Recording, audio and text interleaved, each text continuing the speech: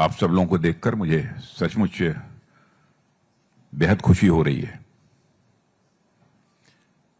मैं 3 दिन के दौरे पर आया था।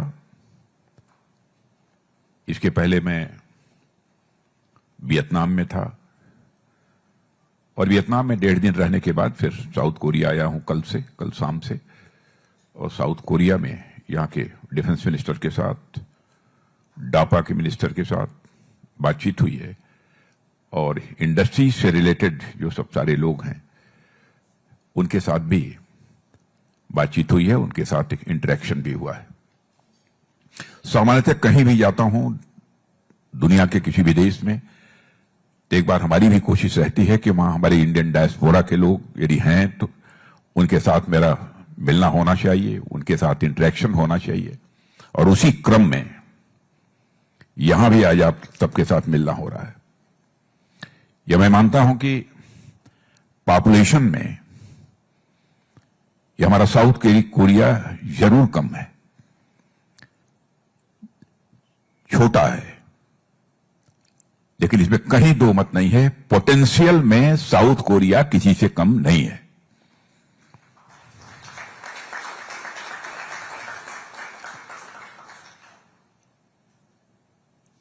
और आज जब मैं आप सबके बीच यहां पर आया हूं तो क्या बातचीत हुई है उसकी चर्चा करने का कोई औचित्य नहीं है। क्योंकि भारत से आया हूं तो स्वाभाविक रूप से आप लोग जानना चाहते होंगे कि भारत में क्या चल रहा है, क्या भारत की स्थिति है। बतलाने की कोई बहुत आवश्यकता नहीं है, आप सब लोग बड़े जागरूक लोग हैं, सब जानते होंगे और इस सच्चाई को भी स्वीकार करते होंगे कि अंतर्राष्ट्रीय जगत में भारत की प्रतिष्ठा बढ़ी है।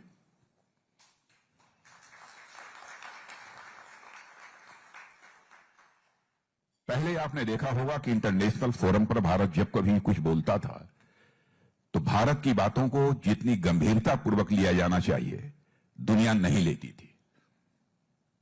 भारत तो कमजोर देश है, भारत पिछड़ा हुआ देश है। लेकिन फिर 12-13 वर्षों के अंदर जो परिवर्तन भारत में आया है, आज भारत की हैसियत ही कुछ और हो गई है।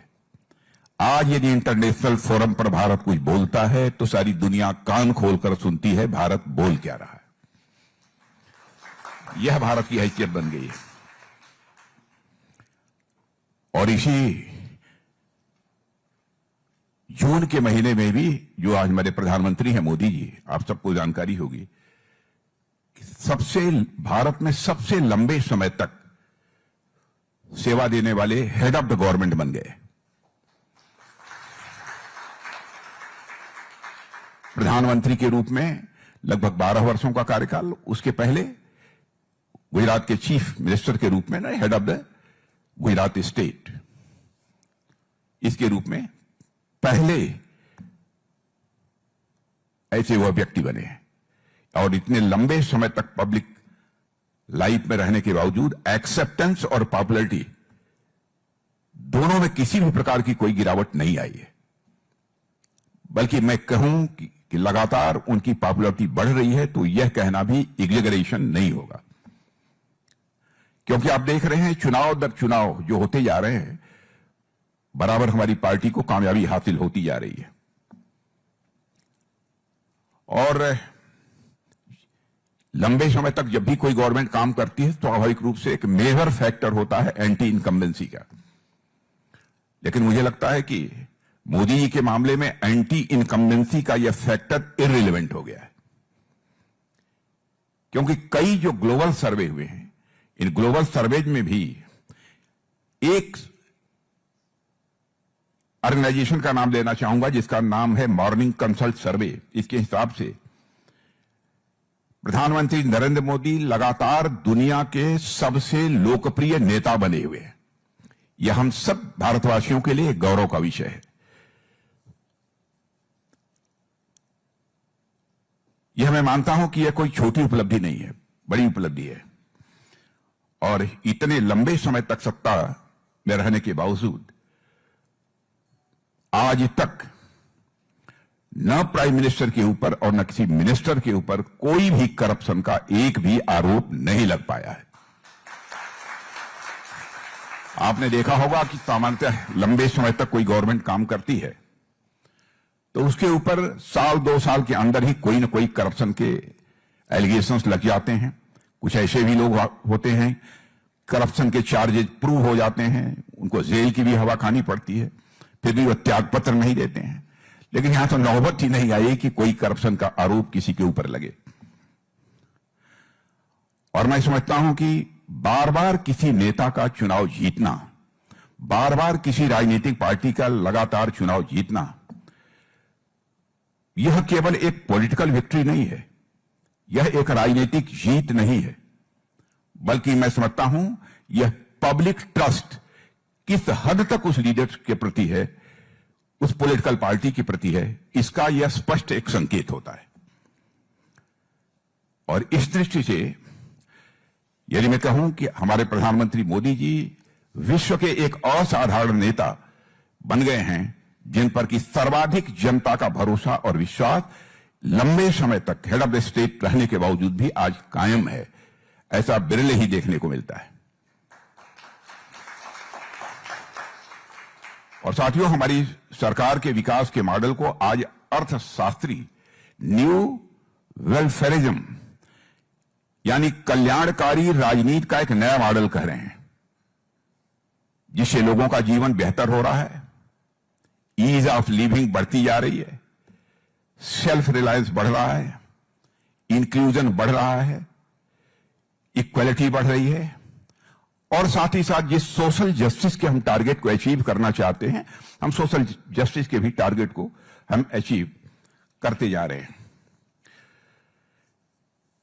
इसके पहले 12 वर्ष पहले जब नरेंद्र मोदी जी ने भारत के प्रधानमंत्री के रूप में जब शपथ ली थी, तो साथियों शायद ही किसी ने कल्पना की होगी कि आने वाला डिकेड भारत के इतिहास में एक ट्रांसफॉर्मेटिव डिकेड होगा।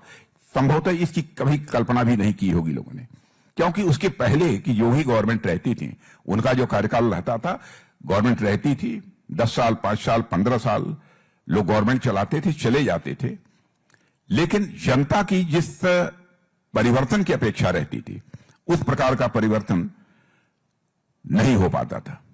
लेकिन आज 12 वर्षों के अंदर जो एक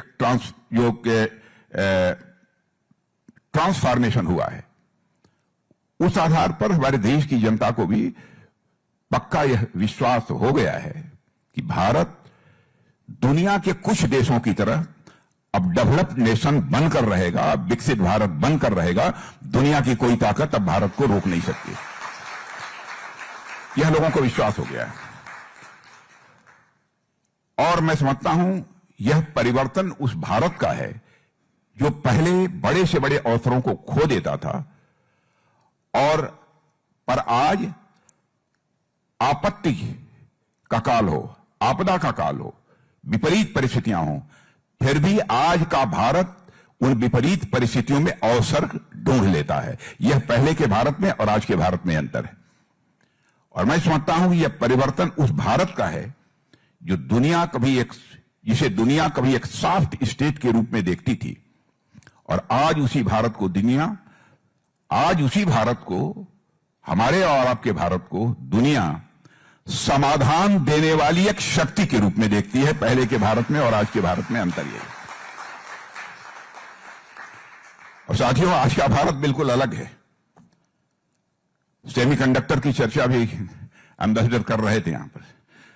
सेमीकंडक्टर के क्षेत्र में भारत तेजी से बढ़ रहा है। मैं समझता हूं सेमीकंडक्टर के क्षेत्र में काम करने वाले लोगों को इस बात की जानकारी होगी, और प्रधानमंत्री ने एक वादा किया था कि 2025 के अंत तक made in India semiconductor chip बाजार में आ जाएगी। और इस वादे को पूरा करते हुए आप सबको भी जानकारी होगी कि सेमिकॉन इंडिया 2025 के कॉन्फ्रेंस में भारत में विकसित विक्रम 32 बिट प्रोसेसर चिप प्रधानमंत्री मोदी जी को भेंट कर दी गई।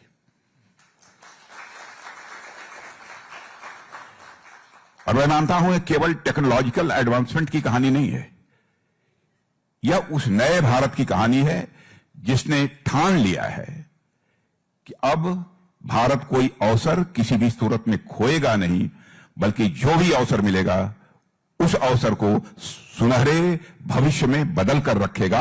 आज यह भारत के पास ताकत है, आज यह भारत के पास कुवत है। साथियों, बातें बहुत हैं। मैं सोच रहा हूं कि मैं भाषण दूंगा पर लंबा घंटे 1.5 घंटे का भाषण हो जाएगा। प्रॉब्लम हमारे सामने, मैं सब छोड़ता जा रहा हूं। अब इसको मैं वैसे ही बोलता, लेकिन इसको इसलिए रखा हूं कि मैं बोलने लगूंगा तो घंटा 1.5 घंटा 2 घंटे भी लग जाएंगे और आपको भी प्रॉब्लम होगी। आप कहेंगे कि इतनी दूर से आके हम कहां मुसीबत में फंस गए। और आपको मालूम है कि 2014 में ही हमारे प्रधानमंत्री ने मेक इन इंडिया का मंत्र दिया था, आप सबको जानकारी है। उस समय इसे माना जाता था केवल भारत में मैन्युफैक्चरिंग को बढ़ाने की दृष्टि से प्रधानमंत्री ने मेक इन इंडिया की बात कही है। लेकिन आज केवल भारत के रहने वाले लोग ही नहीं, दुनिया के लोग यह महसूस कर रहे हैं, भारत जो अपने सामने विकसित भारत, डेवलप्ड नेशन बनने का जो संकल्प रखा है, उस संकल्प को पूरा करने की दिशा में यह एक मेजर स्टेप है, एक बहुत बड़ा कदम है। आसारी दुनिया भी मानती है। 2014 में 2014 से पहले हम सुई निडल से लेकर शिप तक, टॉय से लेकर टैंक तक सब इंपोर्ट करते थे। छोटी चीजें से लेकर बड़ी थी, सब कुछ इंपोर्ट करते थे।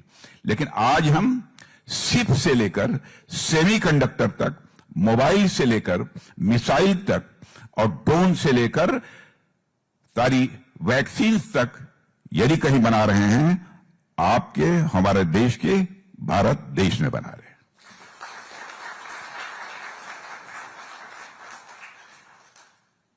और इन सब सारे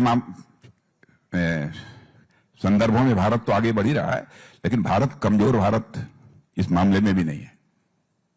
समझिए, इस मामले में भी भारत अब कमजोर भारत नहीं है। नहीं समझे? समझ गए?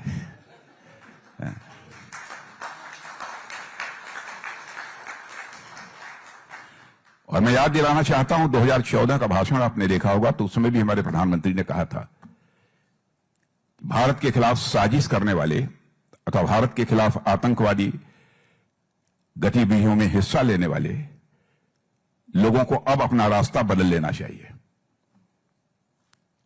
क्योंकि भारत अब पहले का भारत नहीं है। भारत को यदि कोई छेड़ेगा तो भारत उसे छोड़ेगा नहीं। यह भारत है। और आपने देखा ही होगा उसके पहले के बालाकोट और कौन कौन सी स्ट्राइक हुई है, सारी स्ट्राइक की मैं चर्चा नहीं करना चाहता। इधर ऑपरेशन सिंदूर में हमारे सेना के जवानों ने करिश्मा किया है मेरे बहनों भाइयों। बहुत सारे लोगों ने बीच में कंफ्यूजन फैलाने की कोशिश की, क्योंकि इमेजरी नहीं आई थी उस समय। सारी इमेजरी हम लोगों के पास रखी है, क्या क्या किया है हमारे सेना के जवानों ने। यहां पर बहुत डिटेल में जाकर उसकी चर्चा करने का कोई औचित्य नहीं है।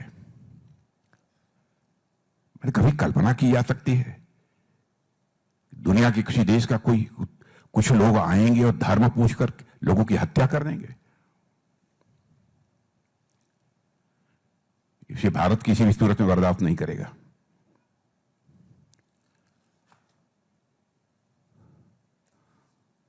और यह बात सच है कि भारत एक रिस्पांसिबल न्यूक्लियर पावर है और भारत ने हमेशा नो फर्स्ट यूज की पॉलिसी में अपना विश्वास रखा है और अंतर्राष्ट्रीय मंचों पर उसे बराबर फॉर्मली हमने दोहराया है। नो फर्स्ट यूज की पॉलिसी सबको एक्सेप्ट करनी चाहिए, लेकिन कभी कभी लोग हमारे संयम और शांत की बातों को ये हमारी कमजोरी समझने की ये भूल कर जाते हैं।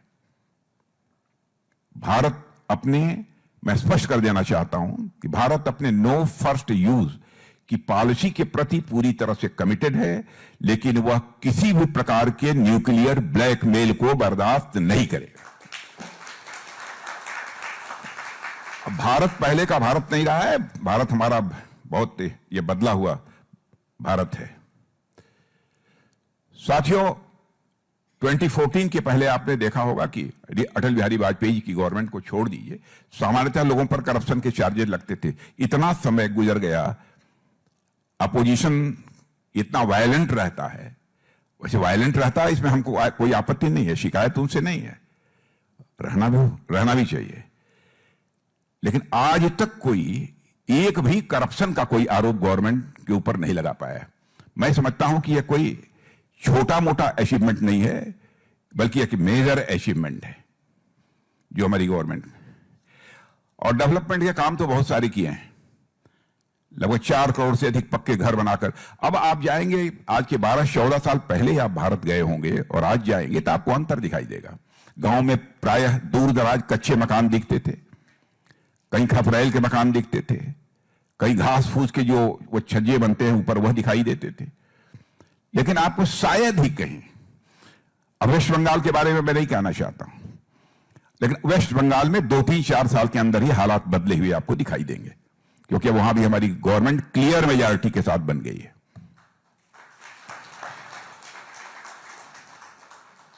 और पानी की समस्या से ही लोगों को निजात दिलाई हम लोगों ने। 12.5 करोड़ नए परिवारों तक पानी पहुंचाने में हम लोगों ने कामयाबी हासिल की है। यानी कई वेलफेयर स्कीम्स, बहुत डिटेल में जाकर सारी वेलफेयर स्कीम्स की चर्चा करने का कोई औचित्य नहीं है।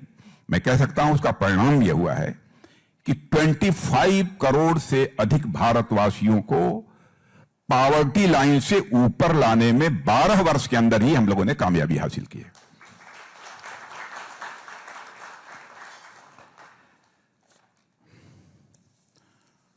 और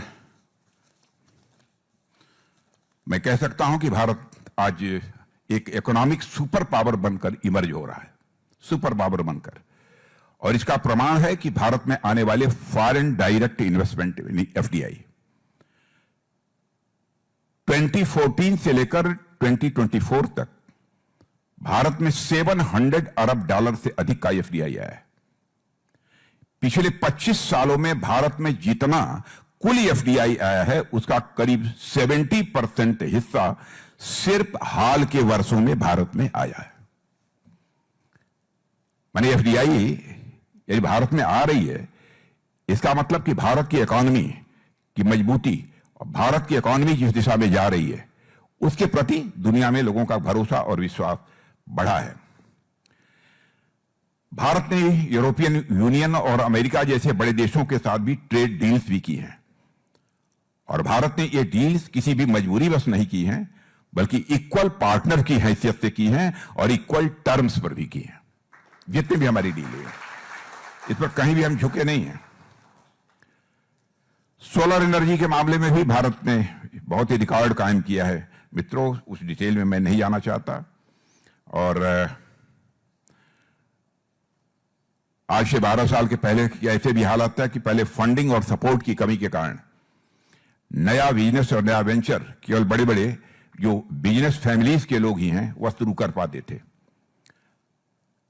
और देश के हालात पहले ऐसे थे कि स्टार्टअप्स का नंबर केवल लेस देन 500 हुआ करता था। और 2014 में जिस समय हम लोगों की गवर्नमेंट बनी थी उसमें यूनिकॉर्न के बारे में भी आपको बताएं, यूनिकॉर्न केवल 4 थे। आज मैं बतलाना चाहता हूं आपको, आज भारत में 2 लाख से अधिक स्टार्टअप्स हैं, मोर देन 2 लाख। और भारत में मोर देन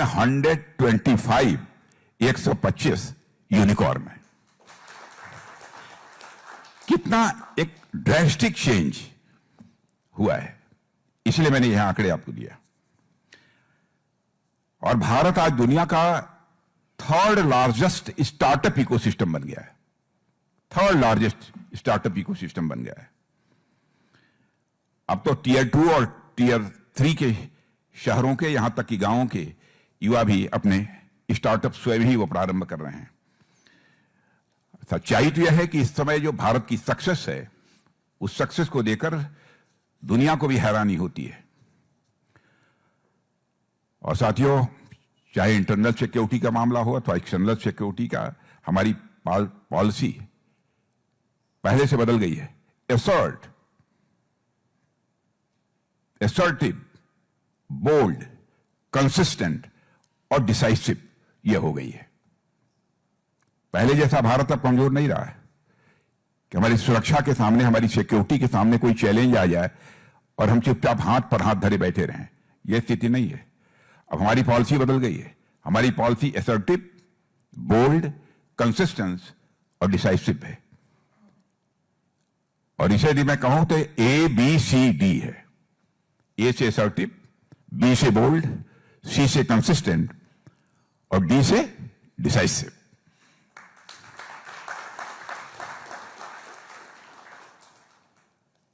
नक्सलिज्म के बारे में भारत में पहले चर्चा सुनते रहे होंगे, इतने लोग मारे गए, ये हुआ वो हुआ, बहुत सारी, वो डिटेल में नहीं आना चाहता हूं।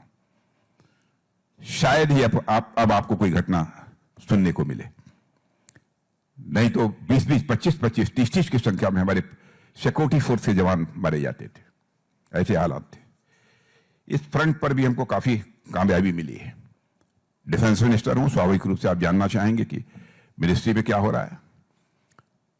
पहले जो कोई भी लेना होता था हम दुनिया के दूसरे देशों से लेते थे, यानी हम इंपोर्ट करते थे। हालात तो बदले हुए हैं। आपको मालूम होगा, शायद हमारे जो नौजवान बच्चे हैं जो डाटा वगैरह देखते होंगे उनको शायद जानकारी होगी। पहले भारत में जो डिफेंस मैन्युफैक्चरिंग होती थी 2014 के पहले, इतनी डिफेंस मैन्युफैक्चरिंग होती थी कि अप्रॉक्सीमेटली 1000 करोड़ का एक्सपोर्ट किसी तरीके से हो जाता था दुनिया को। और आज आपको जानकर यह खुशी होगी, 12 वर्षों के अंदर यह परिवर्तन आया है कि आज हम डिफेंस आइटम्स, इसमें वेपन्स, एमिनिशंस, ये सब सारी चीजें आती हैं, 12 वर्षों के अंदर ही हम 40,000 करोड़ से ज्यादा का इस समय हम एक्सपोर्ट कर रहे हैं।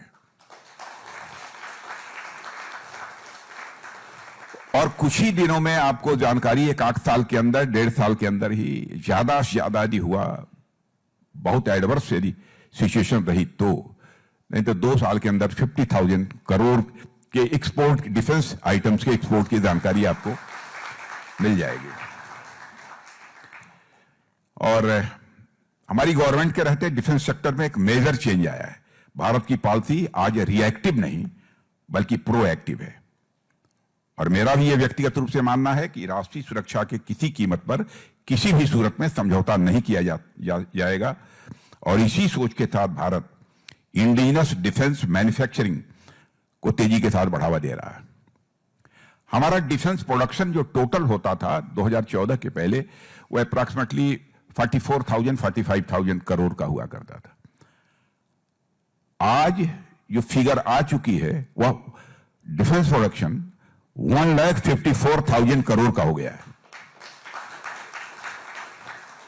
और 1 महीने बाद, 2 महीने बाद के भी आंकड़े को बतलाकर जा रहा हूं, आपको यह भी पढ़ने को मिलेगा, जो मैं 1,54,000 करोड़ बतला रहा हूं डिफेंस प्रोडक्शन, यह अप्रॉक्सीमेटली 1,75,000 करोड़ आपको देखने को मिलेगा।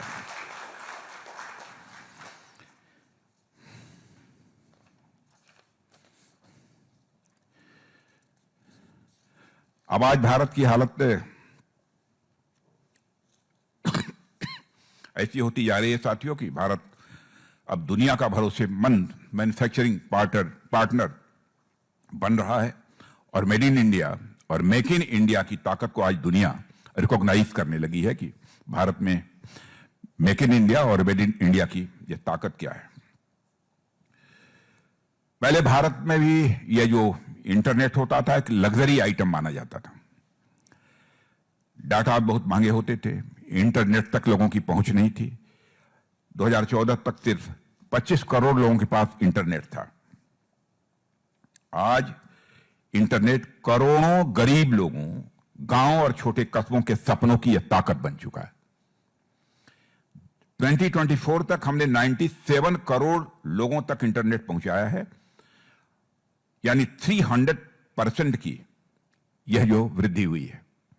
भारत में 4G और 5G क्रांति के बाद से डेटा की कीमतें दुनिया में सबसे कम हो गई हैं, यह शायद आपको जानकारी हो गई होगी। भारत में मोबाइल डाटा 1 कप चाय से भी सस्ता है।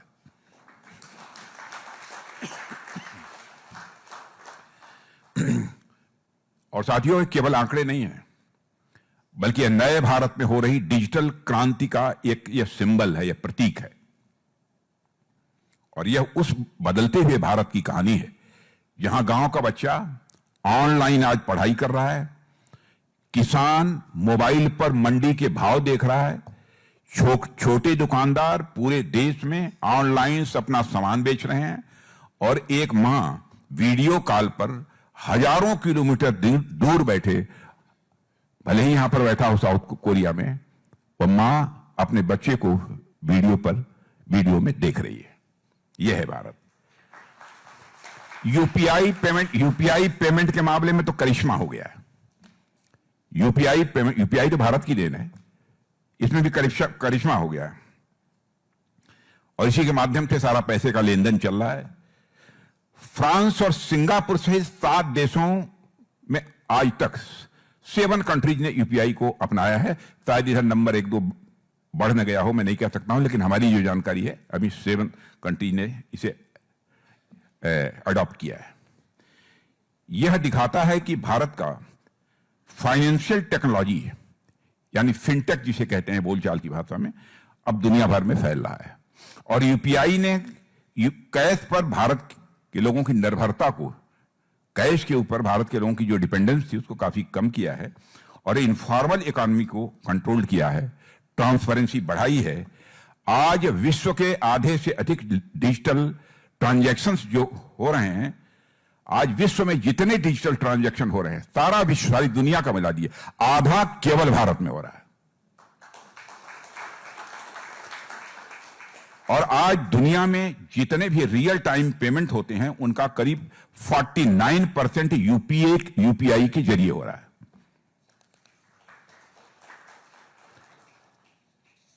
मित्रों, बहुत सारी बातें हैं। चंद्रयान 3 की लॉन्चिंग, सक्सेसफुल लॉन्चिंग, उसके बारे में आपको जानकारी है ही। और भारत पहला देश बन गया है जो कि चंद्रमा के साउथ पोल पर पहुंचने में अपनी कामयाबी हासिल की है। पहला देश बन गया है। और हमारी सरकार रिफॉर्म, परफॉर्म और ट्रांसफॉर्म के संकल्प में आज भारत को विकास और सुशासन के रास्ते पर आगे लेकर जा रही है। बहुत सारे और भी रिफॉर्म्स हुए हैं, लेकिन आप लोग ऊब जाएंगे,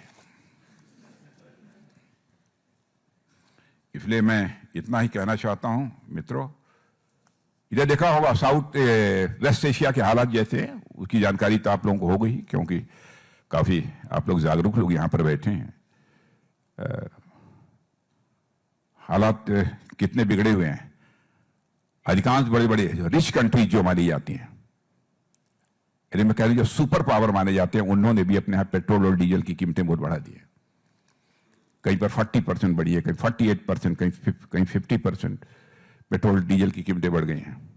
हमारे अब जाकर 3-4-5 दिन पहले पेट्रोल और डीजल की कीमत केवल 3 रुपया पर लीटर बढ़ी है।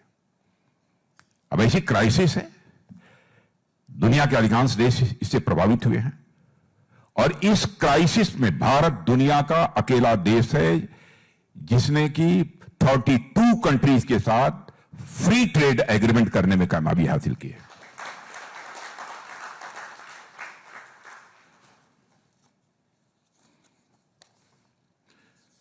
मित्रों, बस मैं समझता हूं कि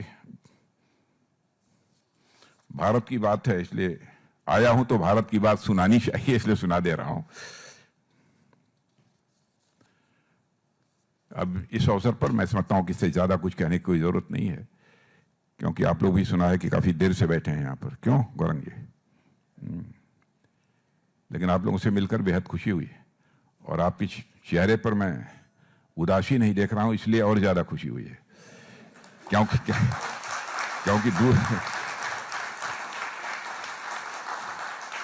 क्योंकि मुझे बतलाया गया है कुछ लोग दूर से आए हुए हैं। जो दूर से आए हैं उसके बाद भी थकान आपके चेहरे पर नहीं है, और बिना चाय पिए भी चाय की व्यवस्था की थी कि नहीं? अच्छा। लेकिन मित्रों, आपसे मिलकर मुझे बेहद प्रसन्नता हुई। आप सबको मेरी तरफ से बहुत बहुत धन्यवाद, और भारतवासियों की तरफ से, जो वहां की भारतवासी हैं उनकी तरफ से भी आप सबको बहुत बहुत शुभकामनाएं।